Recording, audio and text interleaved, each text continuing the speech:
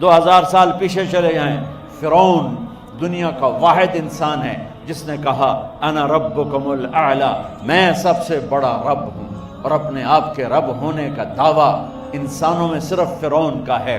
اس کی باندی مسلمان ہو گئی، موسیٰ علیہ السلام کا کلمہ پڑھ لیا، ایمان چھپتا نہیں، وہ پتہ چل گیا۔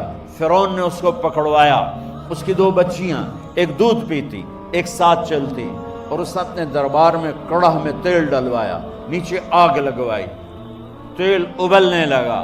جب وہ پوری طاقت سے ابلنے لگا تو اس نے فرعون نے اس عورت سے، اس باندی سے کہا یہ آگ تیرے سامنے ہے، جلتا ہوا تیل، موسیٰ کے رب کو مانے گی تو پہلے تیری بچیوں کو جلاؤں گا، پھر تجھے جلاؤں گا، اور اگر مجھے رب مانے گی تو تیرے گھر کو سونے چاندی سے بنا دوں گا، تیرے گھر کو سونے چاندی سے بھر دوں گا۔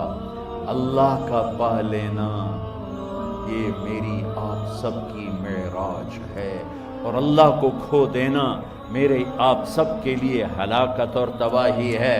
سنو سنو، اس نے کیا کہا؟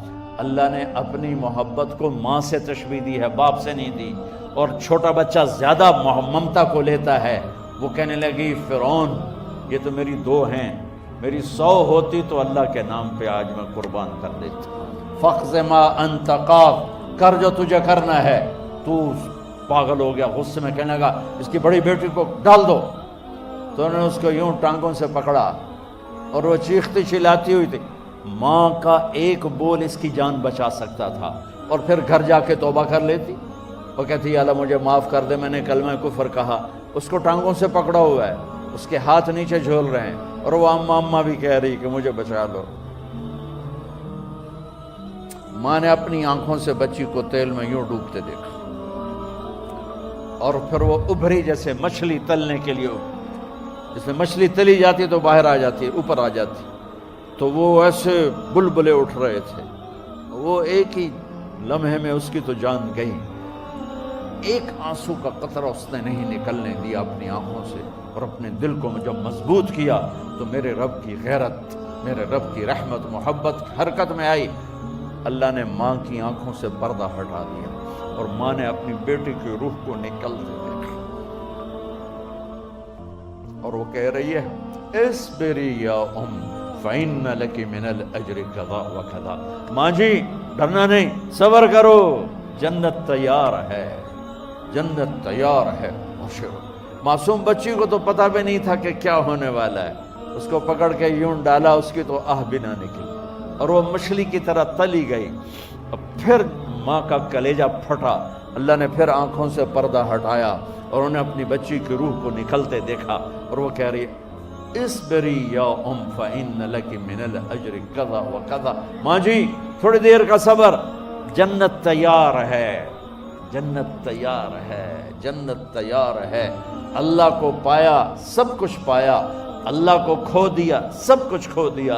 جب اس کو پکڑ کے لے جانے لگے، اس نے فرعون کو دیکھا، فرعون اس کی آنکھوں میں آنکھیں نہیں ڈال سکتا، نظریں نیچے ہوگی اس کی۔